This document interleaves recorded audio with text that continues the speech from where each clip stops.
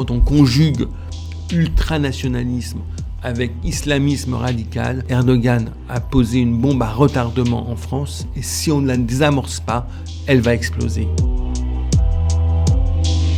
Bonjour à tous et bienvenue sur VA+, dans ce nouveau grand entretien. Je reçois aujourd'hui Franck Papazian, bonjour. Bonjour. Vous êtes président du groupe Media School et également coprésident du Conseil de coordination des organisations arméniennes de France. Et vous êtes l'auteur de Le régime Erdogan, une menace pour la France.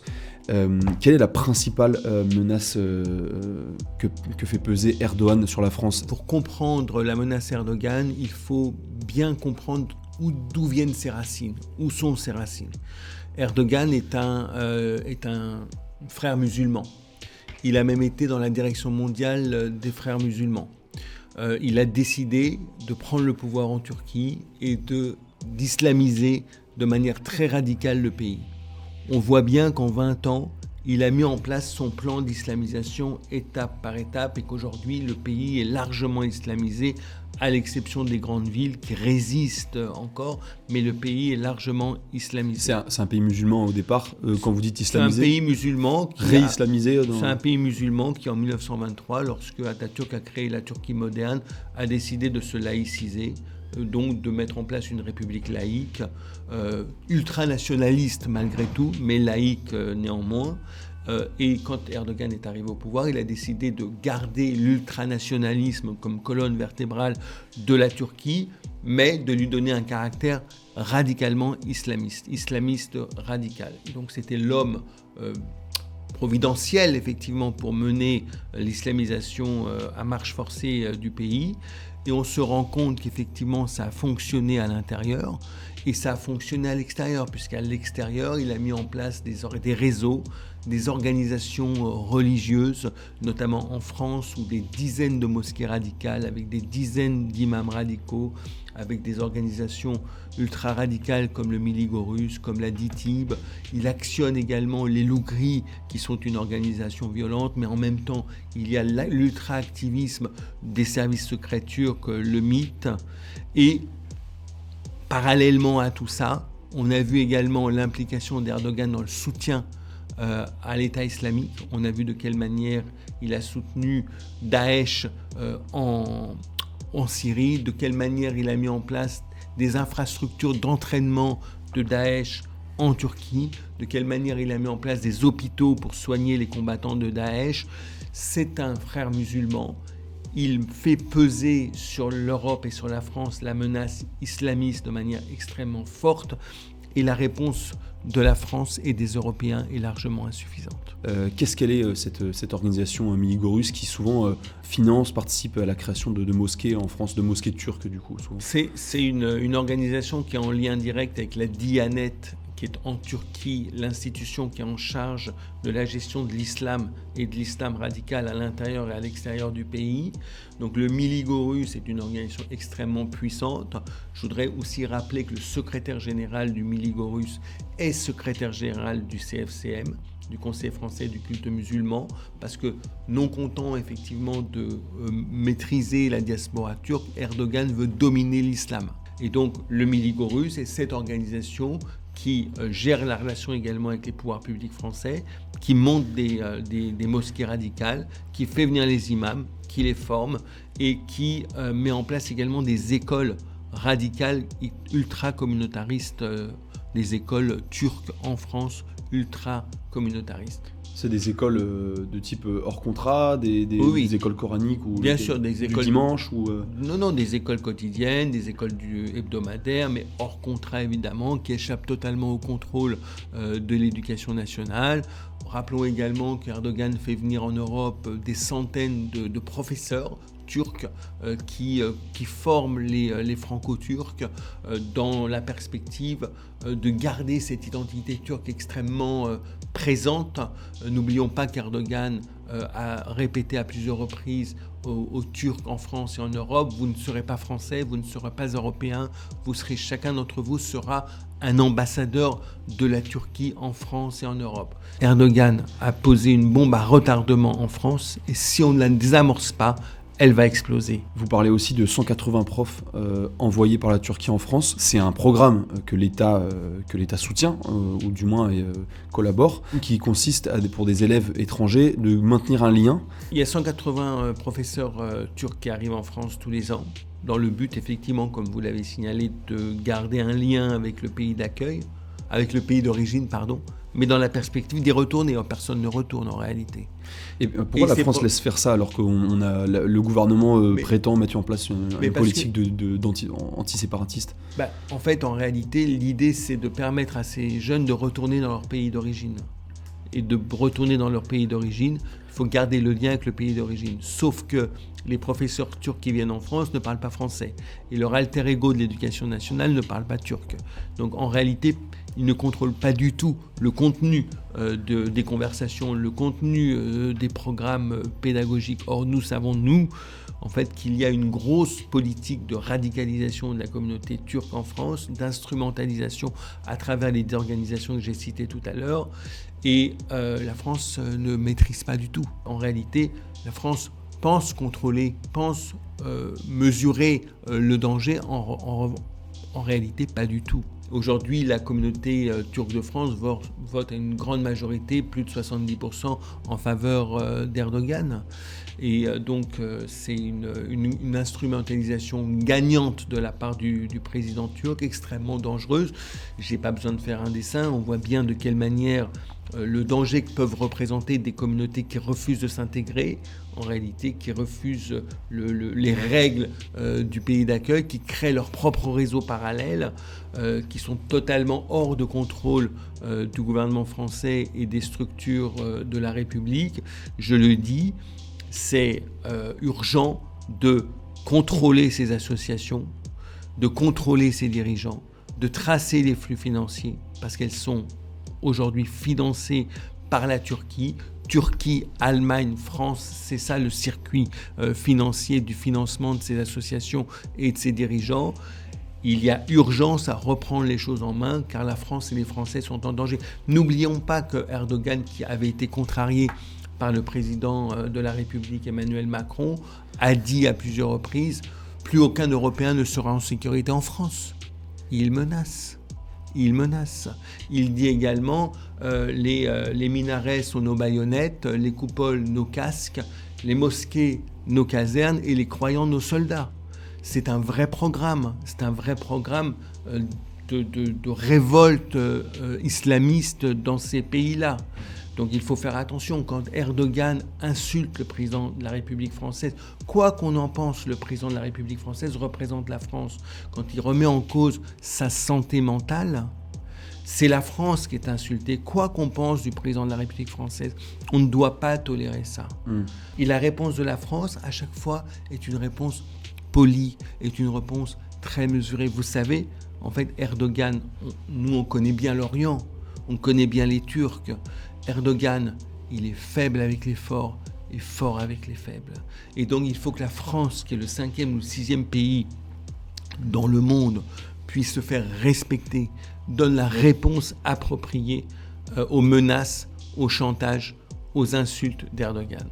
Est-ce qu'on n'est pas, au regard de tout ce que vous dites, extrêmement lâche, parce qu'on aurait dû sans doute couper déjà tous ces partenariats, stopper la construction de ces mosquées, puisque ce ne sont pas seulement des mosquées selon Erdogan, ce sont aussi des casernes, pour reprendre la formule. Pourquoi la France se refuse à ça ? Elle achète la paix sociale, elle craint des troubles. C'est l'irresponsabilité. Je pense qu'il y a un contrôle trop fort des diplomates aujourd'hui dans la politique, des diplomates et des technocrates dans la politique du gouvernement français, quel que soit le gouvernement français qui s'est succédé ces dernières années. Les réponses ne sont pas là. Il faut qu'il y ait une prise de conscience. C'est pour ça que moi, dans ce livre, j'ai voulu alerter l'opinion publique. Il faut que l'opinion publique lise ce livre pour comprendre effectivement quel est le danger qui la menace. Je crois que c'était en 2020, on a au moment où le conflit a éclaté, s'est redéclenché entre l'Arménie et l'Azerbaïdjan, on a vu des affrontements entre Arméniens et militants ou Turcs, mais notamment des Lougris. Là, on a un peu découvert ce que c'était les Lougris. Qu'est-ce que c'est ? Qu'est-ce qu'ils représentent en France ? Ce sont des groupuscules ultra-violents, ce sont des voyous qui sont très très organisés, qui sont très très présents en France, qui sont très très instrumentalisés par le gouvernement turc, justement, par l'ambassade de Turquie et par les services secrets turcs en France et en Europe. Ils sont venus menacer avec des armes blanches une manifestation pacifique qui a eu lieu à Dessine avec des élus français et des représentants des associations franco-arméniennes pacifiques. Ils sont venus pour faire le coup de force, donc les participants ont été protégés par la police, mais il y a eu les mêmes manifestations de Lougris à Vienne, en France, à Dijon, où c'était la chasse aux Arméniens. Où sont les Arméniens ? Où sont les Arméniens ? Sortez les Arméniens, on va faire votre peau, on va faire votre peau. Donc c'est très très dangereux. Et donc le ministère de l'Intérieur a interdit les Lougris en octobre 2020. Mais aujourd'hui, les membres Lougris sont en liberté. À chaque fois qu'un club turc, par exemple, de football vient jouer en France, eh bien, dans les tribunes, ils font le signe des Lougris. Mais même Erdogan fait le signe des Lougris. Oui, je ne veux pas le faire, moi, parce que j'ai été pris en flagrant délit de le faire, et même dans les sites turcs, on me montre en train de faire le signe des Lougris. Mais donc, je ne veux pas le faire, mais c'est le signe que vous venez de faire, effectivement. Le ministre des Affaires étrangères turc est venu en France le 9 octobre dernier, au consulat général de Turquie à Strasbourg. Il a fait le signe des Lougris et il a lancé un appel à la remobilisation des Turcs en France contre les Arméniens et des Turcs en France pour qu'ils haussent leur voix, pour qu'ils soient encore plus présents sur la scène publique. On verra ce que le gouvernement et la justice française feront contre ces groupes qui se reconstituent. À l'international, vous avez expliqué que Erdogan a soutenu Daesh. Il l'a aussi combattu. Il les a très largement financés, entraînés, soutenus et très peu combattus en réalité. Très peu combattus justement pour montrer qu'il les combattait. Mais en réalité, c'est un gage qu'il a donné à l'Occident. Mais en réalité, il ne les combattait pas. Donc ça, c'est clair. Mais c'est vrai qu'aujourd'hui, par exemple, dans le conflit entre l'Ukraine et la Russie, Erdogan est avec la Russie de la main droite et avec l'Ukraine de la main gauche. Il a une coopération militaire et industrielle qui continue avec la Russie. Il a une coopération militaire et industrielle qu'il a développée avec l'Ukraine.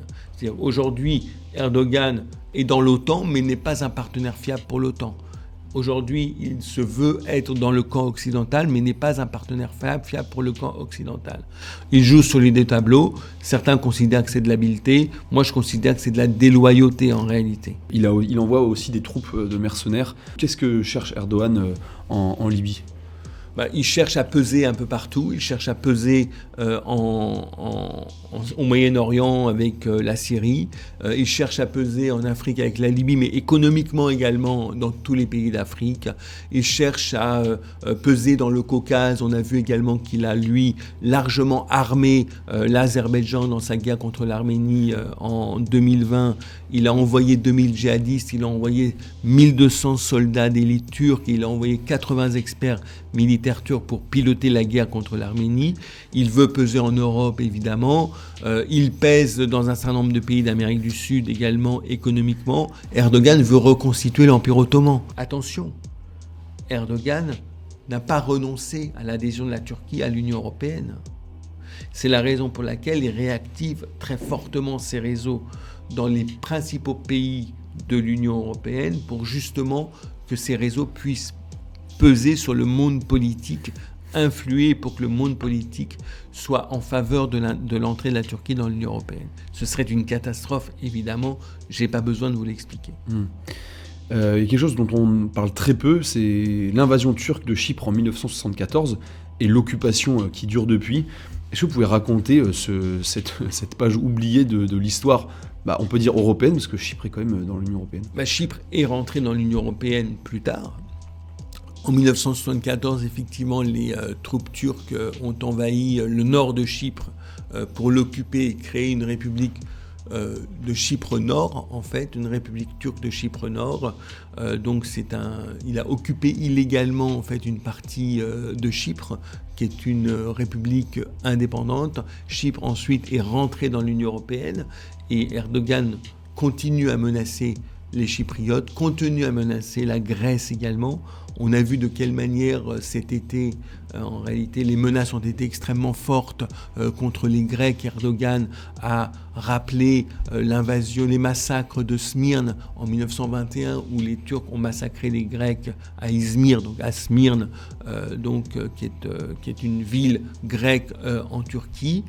Aujourd'hui, il a menacé également les Grecs parce que Erdogan veut occuper une partie de la mer Égée et notamment les îles grecques qui sont proches de la Turquie, parce qu'il y a des hydrocarbures là-bas et qu'il veut pouvoir exploiter ces hydrocarbures. La menace est très très forte sur la Grèce également, qui est un pays qui a répondu, qui veut se défendre de la menace turque, mais Erdogan est un provocateur et il peut à tout moment envoyer ses troupes contre la Grèce. Voilà, je pense qu'à un moment donné, Erdogan est un dirigeant qui a une ambition démesurée pour la Turquie et il faut que des partenaires européens, et je pense en particulier au président de la République française qui a cette stature-là, il doit pouvoir dire stop à Erdogan. Qu'est-ce qui fait que la Turquie francophile d'hier, de la révolution kémaliste, paraît aujourd'hui vraiment loin de cette image On ne peut pas parler de Turquie francophile. Je voudrais juste démystifier le modernisme d'Atatürk. Mustafa Kemal Atatürk a créé la Turquie moderne en 1923 sur les cendres du génocide arménien. Les fonctionnaires qui ont créé la République de 1923 étaient les fonctionnaires de la Turquie qui a génocidé le peuple arménien en 1915. Kemal Atatürk, effectivement, a voulu moderniser la Turquie, a changé l'alphabet, l'a européanisé, a laïcisé le pays, a montré un visage moderne, mais en réalité, il a maintenu une Turquie ultranationaliste laïque, mais ultranationaliste tout de même. La différence qu'il y a entre le régime kémaliste du régime Erdogan, c'est que le premier est ultranationaliste laïque et le deuxième est ultranationaliste religieux. C'est la différence. L'ultranationalisme, c'est la colonne vertébrale de la Turquie. C'est la raison pour laquelle la Turquie aujourd'hui est une menace, parce que quand on conjugue ultranationalisme avec islamisme radical, vous pouvez imaginer que le résultat que ça peut donner. La France ne reconnaît pas, reconnaît le génocide arménien, mais n'a pas consacré dans ses textes de loi la pénalisation du négationnisme à l'envers des génocides arméniens. Pourquoi cette exception comparée aux lois Guesso qui criminalisent le négationnisme ? À 2 reprises, la France a voté des textes. En 2012, une proposition de loi dans le cadre du mandat de Nicolas Sarkozy, a été votée pénalisant la négation du génocide arménien, c'est-à-dire interdisant effectivement qu'on nie la réalité du génocide arménien, et le Conseil constitutionnel l'a invalidé. Lorsque François Hollande est arrivé au pouvoir, il a promis qu'il y aurait un projet de loi gouvernemental. Il a été adopté par les 2 chambres également à l'été 2016. Et il a été de nouveau invalidé par le Conseil constitutionnel au nom de la liberté d'expression.